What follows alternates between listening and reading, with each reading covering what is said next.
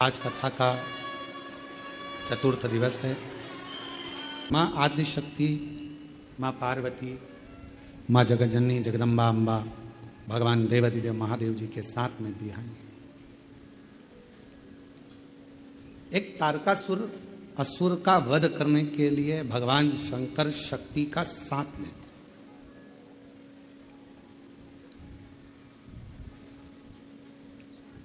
तारकासुर एक ऐसा असुर है जो भगवान शिव से स्नेह भी करता है और चाहता है कि मेरे भगवान भोलेनाथ जी का घर बस जाए, परिवार उनका हो और उनका पूरा परिवार, पूरा कुटुंब आनंद से निवास करे।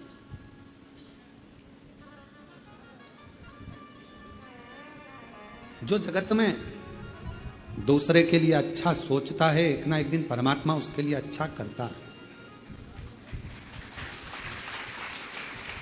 हमने एक बात पहले भी कथा में कही थी, जब भिलाई छत्तीसगढ़ में शिव महापुराण की कथा दया सिंह जी कराए तो हमने उस समय पर कहा था, अपने घर में बैठकर रोज प्रतिदिन अपने दुखड़े को मत रो किसी के सामने। कोई दूसरा व्यक्ति तुम्हारे दुखड़े सुधार सकता है क्या? तो फिर हम दूसरों को अपना दुखड़ा क्यों रोए? मेरी बहू ऐसी, मेरा बेटा ऐसा, मेरी सास ऐसी, मेरा ससुरा ऐसा, मेरी ननंद, मेरी भाभी, मेरी देवरानी, मेरी जेठानी, या कोई दुखड़ा तुम्हारा है, तुम दिन भर यदि अपने घर में रहकर अपने दुखड़ों को रोते रहोगे तो तुम्हारा दुख समाप्त होने वाला नहीं है। क्यों? भगवान प्रतिदिन अपने घर के बाहर सुख को, लक्ष्मी को, संपदा को, वैभव को, नंदी को रोज भेजते हैं और हमारे घर में हम अगर पुराने दुखड़ों को रोज रोएंगे तो हमारा सुख हमारे घर में कभी प्रवेश नहीं करता और दुख जिंदगी भर बना ही रहता है। अपने दुखड़ों को रोना बंद करो, परमात्मा का भजन करो, अच्छा सोचो, अच्छा विचार करो। मुझे मालूम है मेरा शंकर भगवान अच्छा कर देगा, मेरा शिव जी मेरी झोली भर देगा, मेरा भोले बाबा मेरे पर करुणा करेगा, मेरा शंकर भगवान मुझ पर दया करेगा। अच्छा सोचिए, दुख तो आ गया, तकलीफ मिटे। षडानंद कार्तिकेय बाबा के प्रागट्य का कारण केवल इतना था, थोड़ा प्रेशर बढ़ाओ भाई, बाकी का तो ठीक है। प्रागट्य का कारण केवल इतना था कि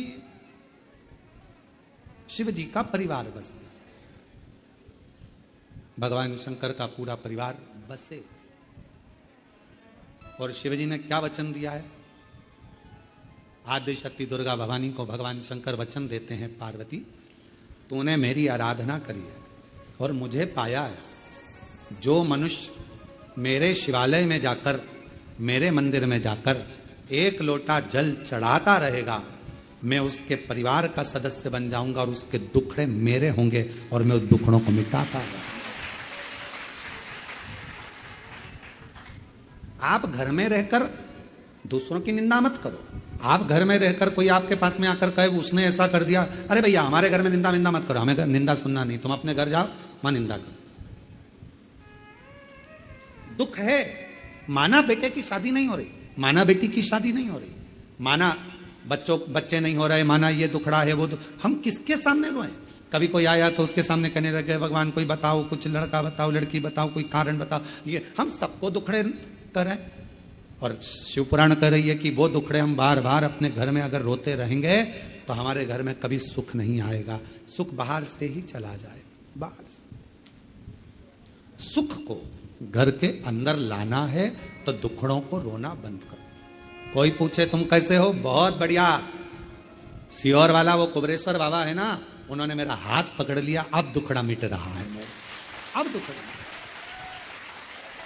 क्यों? पहले तुम्हारे पांव दुखते, अब तो बाबा की कृपा से मैं बहुत ठीक हो गई हूं, थोड़ा थोड़ा चल भी रही हूं। मतलब तुमने दुखड़ा रोना बंद कर दिया तो सुख भगवान कहने लगा, अब ये मेरा गुणगान कर रही है, अब मुझे जाना पड़ेगा। अब ये सबसे कह रही है कि मेरा पांव ठीक कर दिया तो अब मुझे ठीक करना पड़ेगा, नहीं तो लोग हंसेंगे, इस पर नहीं मुझ पर ताना कसेंगे, इसलिए दुखड़ा मुझे ठीक करना ही पड़ेगा। अच्छा सोच,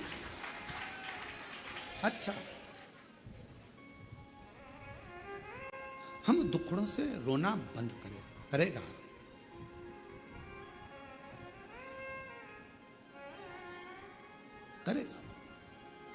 महाराज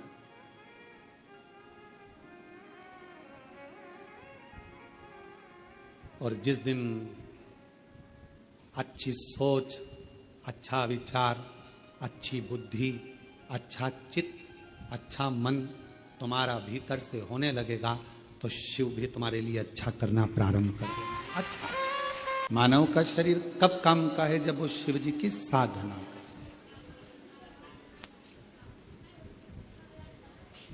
एक बेलपत्र के वृक्ष में 68 करोड़ तीर्थ होते हैं। कितने तीर्थ हैं? 68 करोड़।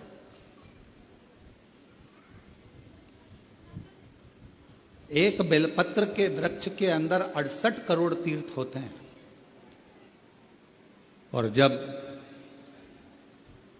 हम एक बेलपत्र तोड़कर शिव जी के मंदिर में लेकर जाते हैं, शंकर भगवान को जब हम बेलपत्र समर्पित करते हैं, और जब बेलपत्र समर्पित करने के बाद एक बेलपत्र हम अपने लिए औषधि के रूप में लेकर आते हैं, तो लोग पूछते हैं कि शिव जी पे चढ़ा बेलपत्र क्यों खाना चाहिए? एक वृक्ष बेलपत्र का जिसमें 68 करोड़ तीर्थ है।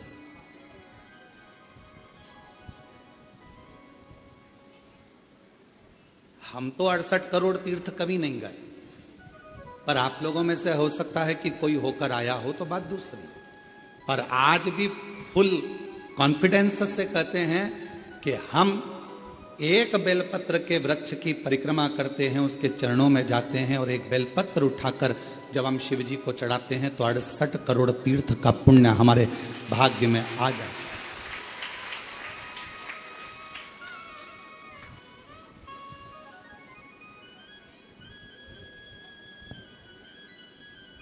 और इतने पवित्र तीर्थ, हजारों हजारों नदियां, हजारों हजारों कुंड, हजारों हजारों बावड़ियां, सरोवर, तालाब भारत की भूमि पर विराजमान है। कुछ तीर्थ भारत की भूमि के बाहर भी, जैसे पशुपतिनाथ नेपाल में, मां हिंगलाज माता पाकिस्तान में, ऐसे कई तीर्थ बाहर भी है।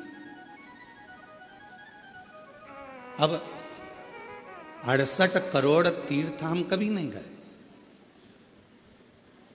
पर हमने हमारी जिंदगी में एक नियम हमेशा बनाकर रखा कि कार्तिक के महीने में बेलपत्र के वृक्ष की परिक्रमा और बेलपत्र के वृक्ष के नीचे एक घी का दीप जलाने का नियम बनाया।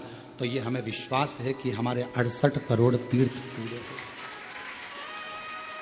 68 करोड़। अब लोग कहते हैं गुरुजी एक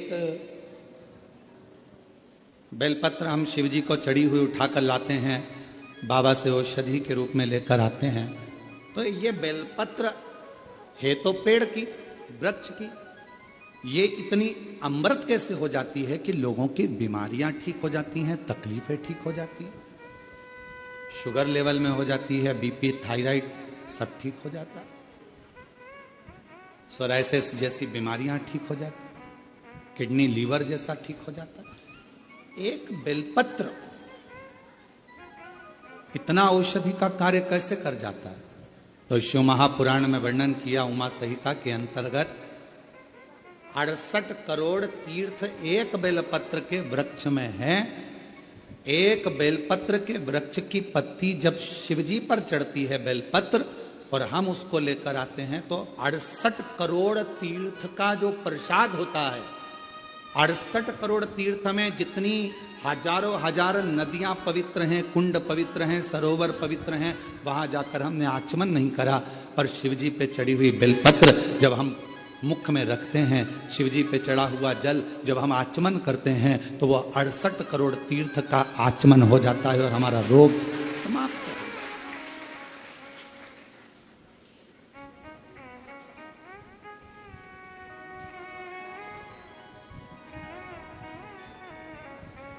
68 करोड़ तीर्थ।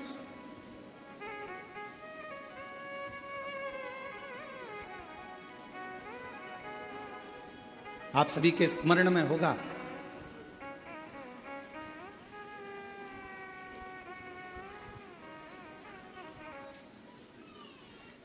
एक माता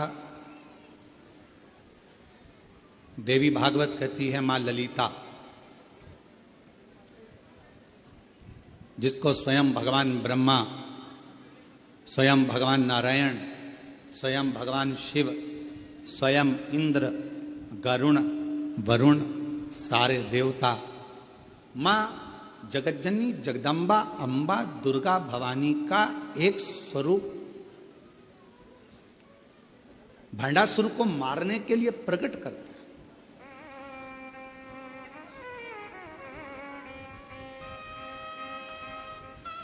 और काय से प्रकट किया? मां ललिता अंबा को कैसे प्रकट कर लिया? तो कहा मां ललिता अंबा को प्रकट करने के लिए भगवान नारायण ने बेलपत्र के वृक्ष की छांव में तप किया हजारों वर्ष तक। ब्रह्मा जी ने साधना करी हजारों वर्ष तक बेलपत्र के वृक्ष की छांव में। इंद्रदेव ने तप किया हजारों वर्ष तक बेलपत्र के वृक्ष की छांव में। आज इस व्यासपीठ से हम कहें आप सभी को, जितने भी श्रोता श्रवण कर रहे हैं कथा को ऑनलाइन, आस्था चैनल पर, फेसबुक, यूट्यूब पर या बाबा कुबेर भंडारी की इस भूमि पर, जब भी आपका कोई भी तीज त्योहार पड़े, आपके घर में कोई भी त्योहार आवे, आपके घर में कोई भी उत्सव आवे, आपके घर में बच्चों का जन्मदिन आवे, आपकी शादी की सालगिरह आवे, आपके घर में कोई भी विवाह आवे, आपके घर में कोई भी अच्छा कार्य हो, कोई त्योहार आ गया, दिवाली आ गई, दशहरा आ गया, कोई नवरात्रि आ गई, गणेश चतुर्थी आ गई, चतुर्थी आई, छठ आई, कोई भी व्रत आपका पवित्र कोई उत्सव आया, तो एक काम जरूर करा करो, बेलपत्र के वृक्ष के नीचे जाकर एक घी का दीपक लगाया करो और श्री शिवाय नमस्तुभ्यं जरूर बोला करो। फल दे। एक घृत का दीप बेलपत्र के वृक्ष के नीचे अगर आप एक क्षण के लिए भी बैठे हो तो वो फल देगा।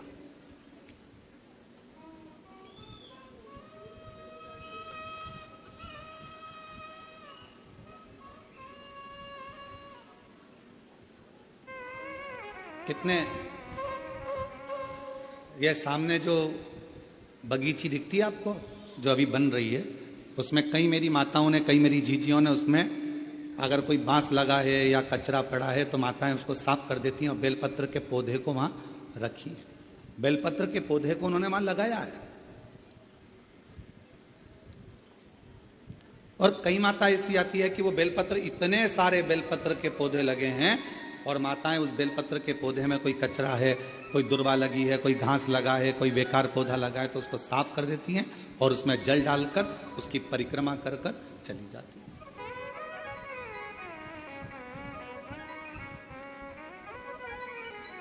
कई माताओं की आदत है, पीछे जो बेलपत्र की बगीची है वहां जाकर परिक्रमा कर लेती।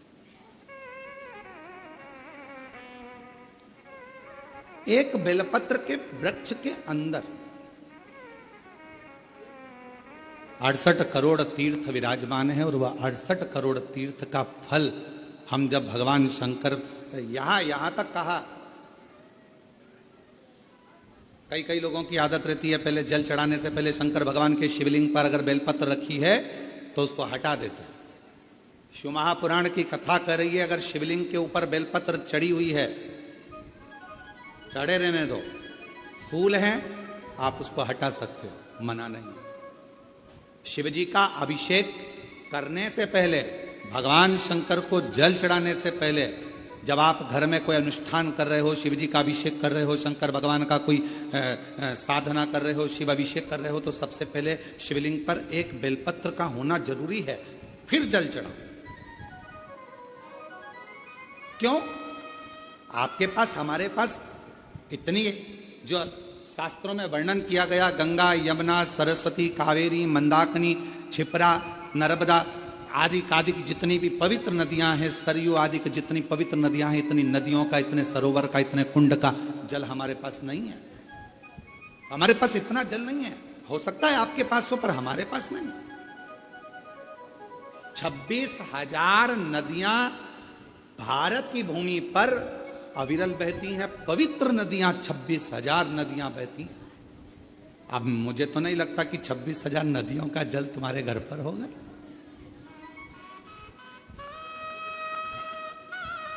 और हो तो हमारी तरफ से आपको दंडवत प्रणाम, ना माने। पर हम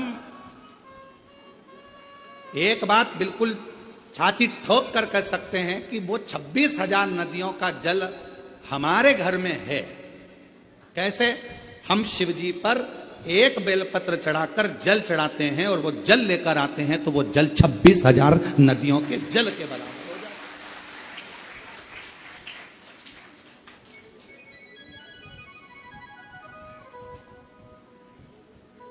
अब ये और अब आप छाती ठोक कर आप भी कह सकते हो हमारे यहां भी 26,000 नदियों का जल है महाराज। ओ सियर वाले महाराज, तुम्हें क्या मालूम है, हमारे यहाँ भी 26,000 नदियों का जल आता है। शिव जी पे बेलपत्र चढ़ी रहती है, हम जल चढ़ाते हैं। वो पानी जब हम थोड़ा सा झेल कर लाते हैं, आचमन करते हैं, घर पर छींटते हैं, वो 26,000 नदियों का जल हमारे को पवित्र कर देता है। पवित्र।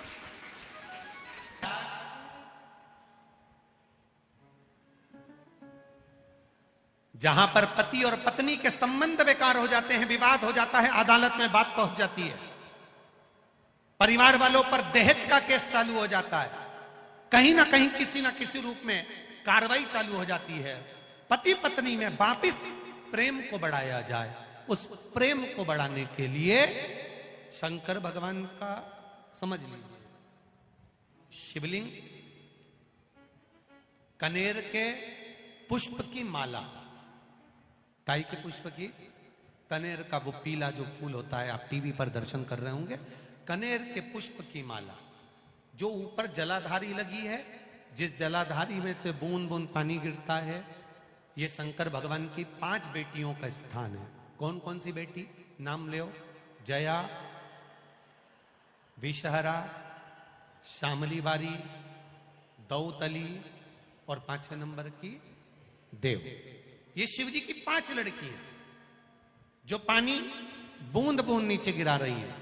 शंकर भगवान की बेटियों के स्थान से शंकर भगवान की जो ये जलाधारी है, जलाधारी अशोक सुंदरी वाला स्थान, ये जो जलाधारी है, बेटियों के स्थान से जलाधारी तक जो कनेर के माला बनाकर स्पर्श कर कर लगा देता है, शिवरात्रि के दिन प्रदोष काल के समय पर उस पति पत्नी में कितना भी झगड़ा हो रहा हो, आपस में प्रेम बनना प्रारंभ हो जाता है।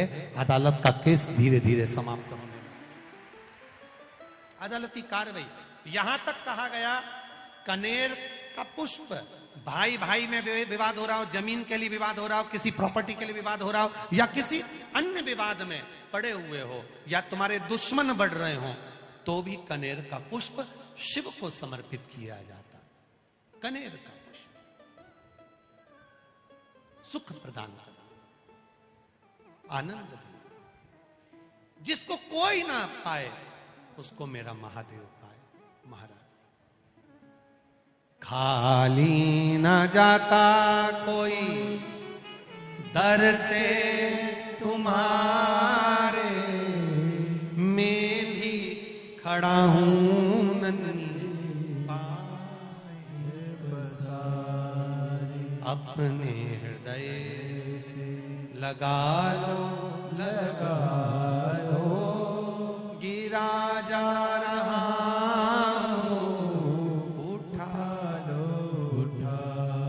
शिव कथा है। कल कोई माता जी ने पत्र लिखा था, उसमें लिखा था गुरुजी हमारे पत्र नहीं पढ़ते। पत्र बहुत सारे रहते हैं, हम प्रयास करेंगे कल की कथा में आपके पत्रों को भी लिया जाए। नए पत्र आएंगे, उसके साथ आपके पत्र भी कल की कथा में हम लेंगे, प्रयास करेंगे। भगवान शिव की कथा करें। दूसरे नंबर का पुष्प, पहला कौन सा है बोलते जाओ? पारिजात। दूसरा कनेर का पुष्प, सुख प्रदान करने वाला, आनंद देने वाला, शिव को प्रियता में भी प्रिय। लोग समझते नहीं है, मंदिर में जाते हैं, भगवान पे चढ़ा हुआ फूल, भगवान पे चढ़ी हुई बेलपत्री पूरे मंदिर में जहां वहां पड़ी रहती है और लोग उस पे से चलते हुए लांघते हुए निकल जाते हैं। पंच पुष्प शिव महापुराण की 2 बातें अपनी जिंदगी में उतार कर रखना। यदि कोई बड़ा रोग अपने जीवन में नहीं चाहते हो, इस मुख को जिंदगी भर शुद्ध चाहते हो, और इस मुख में कभी कोई बड़ी बीमारी नहीं चाहते हो, तो दो बातें अपनी जिंदगी में उतार कर रखना। एक, भगवान के पड़े हुए निर्माल्य पर कभी लांगा ना जा। दूसरा, अपने मुख में पान खाकर, गुटखा खाकर या कोई वस्तु खाकर जो मंदिर के लिए रास्ता जा रहा हो, भगवान की कथा के लिए रास्ता जा रहा हो, भगवान के द्वार पर रास्ता जा रहा हो, वहां अपने मुख से थूका ना जाए। जितने लोग पार कर कर जाते हैं उतना दोष आपको लग जाता है और आपका जीवन नष्ट हो जाता है।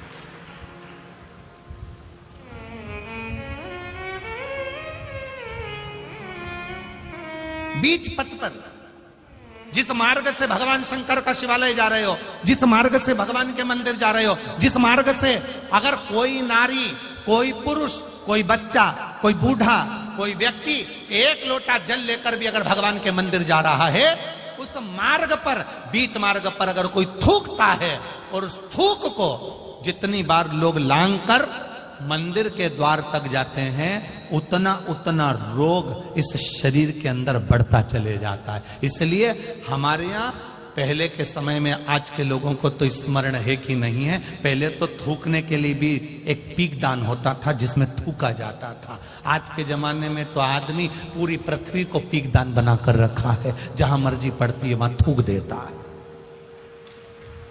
ये श्रेष्ठता नहीं है हमारी।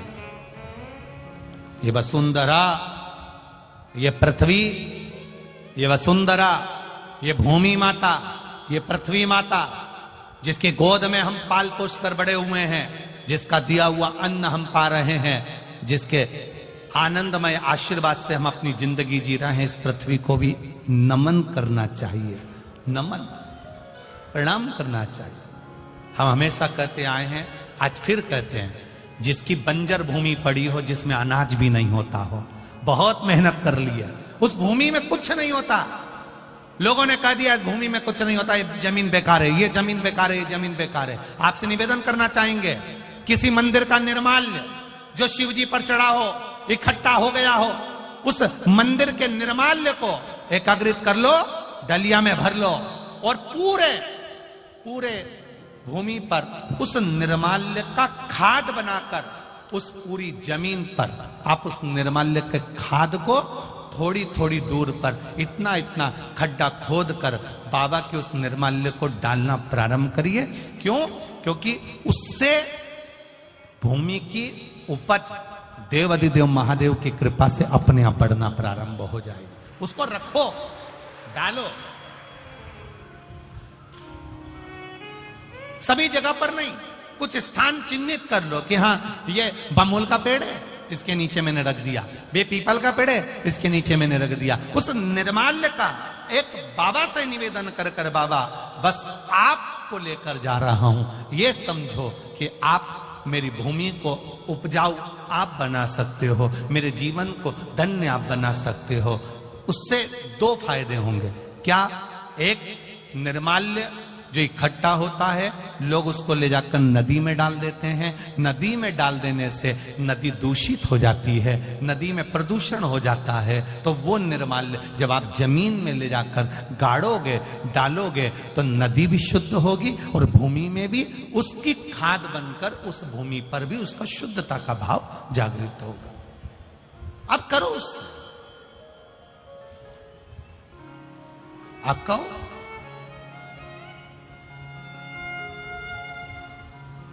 हर कहीं थूक देना, हर कहीं पर पान खाकर थूक दिया, तंबाकू खाकर थूक दिया, कहीं पर भी तुम्हारा मन पड़ा और तुमने पिचकारी, ना ना ना ना ना, शिव पुराण कर रही है, उससे हमें दोष लगता है। उस दोष का वर्णन कई लोग कहते हैं, ये तो कुछ खाता ही नहीं था, ये तो बहुत अच्छा व्यक्ति था, इसको इसी बीमारी हो गई, इसको ऐसा रोग हो गया। कहां से हो गया? कारण क्या है? ये रोग आया कहां से? हो सकता है इसकी आदत में था, घर से निकलता था, कहीं देवालय शिवालय पढ़ता था, ध्यान नहीं दे पाता था, थूक दिया, उस पे से निकलकर लोग जाते रहे, मंदिर पहुंचते रहे, उसका दोष जिंदगी में आ जाता है, वो दोष है। पहले के समय में गांव के लोग तो आज भी जानते होंगे कि पहले पीक दान चलता था, आप लोगों के स्मरण में होगा, कभी कभी आप लोगों ने देखा भी होगा, छोटा सा रहता था, उसमें लोग थूक देते थे, उसमें लोग कुल्ला कर देते थे, पर यहां वहां लोग नहीं थूकते थे, पर चला, अब लोगों ने वो चालू कर। दो चीजें स्मरण में रहे,